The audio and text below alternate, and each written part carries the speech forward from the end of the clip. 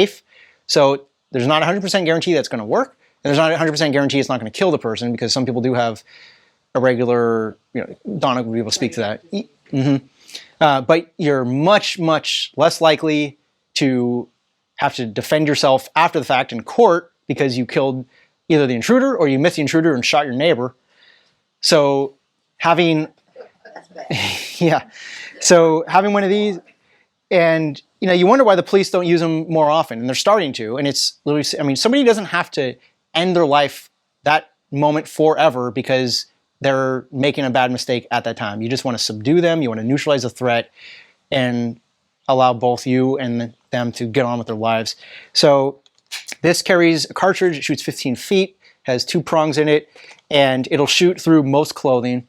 And this is the larger unit. They also make smaller handheld ones. I mean, you don't want to be walking around with this on. But every time I go to San Francisco and visit my brother, I am carrying this. It's a Taser Pulse. It's much smaller, easier to carry. You can carry it in a jacket, and it gives you a fighting chance. You don't want to deliberately disarm yourself, especially when you go out in public, when you're going to downtown Los Angeles, places that unfortunately now are places that aren't as safe as they were 10 years ago. So at your house, if someone breaks in, you can tell them that you're armed. If they see this laser go on them, that's going to make them probably find an easier target. Most criminals are just looking for an easy opportunity. There's a reason why police stations don't usually get robbed. They go for people in places that are not going to provide, an armed response. They want people that are easy to get. And a Taser is not just going to save their life, it's going to not ruin yours. So with that in mind, could you just tell everyone here if there's certain items that they're interested in, that they let you know, that we could put a list together and see about pricing? My Taser looks like just the base of yours, and I have my nice office in La Jolla. I walk in and walk out with it every day in my hand. Okay, that's good testimonial there. Now, is that a stun gun or a Taser? Both. Yeah. Okay. So, but it is a Taser. It does shoot. Shot it. Okay. Yeah. So good. It's a Taser. Yeah. It's that has the serial number on it. Yeah. So yeah, it's every Taser is also a stun gun. So after you've expended the cartridge, you get a second chance, and it becomes a stun gun. So, and that's something I've used at a dog park before. It'll stop an animal, and if there's an animal about to touch the person or the animal, you do. And that, so the initial shot you don't 15 feet away, but after they're still coming at you or there's another attacker, you do have to make contact. So I keep a backup cartridge in the stock of this one, and then you have a third chance with the Taser. But yeah, at a dog park, or if you see your Yorkie being dragged away by a coyote, you could either try to shoot it, but more likely the sound is going to stop most animals just in their tracks. Not all of them, but again, you want to give yourself more than nothing in terms of a fighting chance. And go back to just also what you said, not to be belaboring this, but very often you come up with things and I think, oh, I need to buy that, or that's something, and then I don't do it. Yeah. And so I'm just going to tell people, if you feel, oh, I really may want to buy that item or buy that Yeti or whatever, make a note, and then we can, circle back with you guys and see if we can do better on pricing. I know that Yeti was almost $1,000, but it's been worth its weight in gold. I'm probably going to get a second one. So there may be a few key things that you think, it gets costly. I mean, it's an investment. It might be good to offer it to all the community. Mm-hmm. See. Yeah, we thought about that. I mean, but I'm just throwing that out there. If you're really interested, we could talk later or get together later about Last time on the water, I just filled my Amazon cart, and then with items that you mentioned, and then Robert and I discussed them later, and we picked which ones were good. Oh, that's good. That's good. Yeah. That's a great idea. Mm-hmm. Okay. Yeah, and with water, the Berkey water filter is one that I use the most, but everything's controversial. They can't sell most of those filters in California because Berkey refuses to give up its proprietary information, and they don't want counterfeits. But it has never let me down. You can filter not just your pool water, but any stagnant pond, creek, we have creeks running through Santa Luz, which are basically an unlimited supply of water. And if you really have to shelter in place when you're having the worst day ever, you have no water, you can't come outside the room, it will filter urine. So that is kind of an overkill filter, but I have it in our kitchen, not because that's how I fill it every morning, but it's it actually makes all the water just taste better. The water out of the tap here just doesn't taste good, and it leads to people not drinking enough water. But it makes the coffee taste better. It makes the coffee machine work better. You don't have to descale it as often. So having a portable water filter is really key for obvious reasons and some less obvious ones. So cooking during an electrical and or natural gas outage, let's say Lynn, if I can call on you, the student, if you have no power, you have no gas, and you want to cook, what would you do? What are your plans for now? Barbecue. Good. Okay, that's one. And then, do you have a gas barbecue? Yeah, but Okay. if it's out of gas, I have also another barbecue that would use charcoal or wood. Good. And can you hook up a propane tank to your barbecue? No. Okay. So a lot of the gas barbecues, you can outfit them to use an individual propane tank. And propane is an incredibly versatile fuel. It basically will last forever. You probably want to get a 33-gallon canister. Most of the standard ones you see are the 20-pound. I'd go with a 33-pound.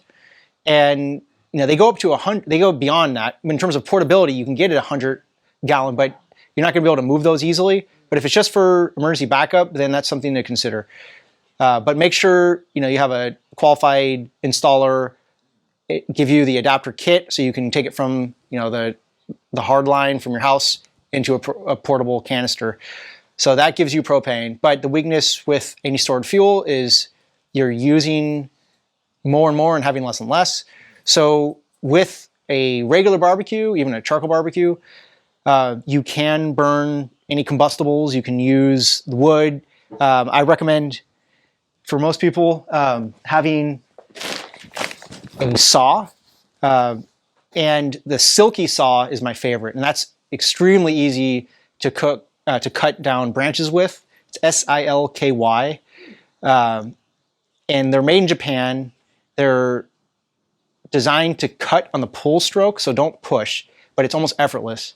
And they go from reasonably sized to giant, but they're collapsible. This is a SOG machete. You can cut with that, but there's really no limit to how much combustible material, which is a double-edged sword. There's combustible material that's going to potentially burn down our homes, but it's also there to be used to cook with. And Is that one of the saws? This is not the Silky. This is a SOG. I'd recommend the Silky over SOG. Silky is much better for that kind of stuff. And I would also check out a rocket stove. So Solo Stove makes a large version of something like this, where I keep this in my bug out kit. But what this allows you to do is take advantage of the fact that when you're camping, there's an unlimited supply of fuel, and that's twigs and sticks, and you just put them in the bottom, and then once you put something on top, you can cook with it. You just keep feeding it with little sticks and twigs. You can grab a large one and just cut it into smaller pieces, and now you don't have to carry those fuel canisters with you or in your car or into the backcountry. You just make do with what is available for you. And the Solo Stove, I'll show you a picture of that in a minute. You can use logs, you can use much larger combustibles. You're going to have papers around your house, things that you could easily discard. You have multiple options for when there's no power and there's no gas. And if you have a generator or a power station, you can use a pressure cooker. So I did a test. I have a video where I used a sous vide and the pressure cooker to see which one is more efficient. So a sous vide, does anybody not know what a sous vide is? I know in a place like this, more people are going to know what a sous vide is than like in Chula Vista. But so a sous vide would be really efficient because you plug it in to an electrical source, and you're just heating that immediate bath of water. You're not heating the whole oven, which is really inefficient. And better yet, a pressure cooker will cook a completely frozen steak to done in about 10 minutes. And it uses a fraction of the electricity that your oven would. So, there's a lot of marketing that these contractors are doing to get whole home backup systems. So Generac is one. Their stock shot up huge during 2020. That's a whole home generator, but you need gas, you need to maintain it. Extremely expensive to buy, install, and operate and maintain. And it's loud. So one of the disadvantages of having a gas generator that broadcasts to everybody else that, like, hey, I got power and I probably have food, so I am the target. You are broadcasting with the sound, with the smell, with the smoke, that you are prepared. And it doesn't matter what you prepare, what you prep, if you can't protect it. So these have another advantage over gas generators, is that they're silent. And the gas generator is not something you can bring inside. So you most likely want to stay inside. And you don't want to have to run huge extension cords, because you need huge extension cords. You can't just run, outlet strips like this. There's thousands of fires throughout the country every year, and that's because people overload these. And they're not heavy duty enough, they're not thick enough gauge. With extension cords, you want overkill. You can never go too thick, but you can go too long. You want the shortest extension cord for the job, and you want the thickest always. So 12 gauge is ideal. A 10 gauge is thicker than a 12 gauge. A 12 gauge is thicker than a 14 gauge. But 12 gauge is ideal, especially with a built-in circuit breaker. So this is the one that I use. It's 80 foot, which is longer than I would necessarily recommend. And this is 14 gauge, which is the absolute minimum thickness. Do not go above 14 gauge. You can get by with 14 gauge, 12 gauge is better. But this has several additional security steps built in. So it has its own safety overload breaker. So it's not just going to start melting the wires if you overload it. It'll trip the breaker, and it's a resettable breaker.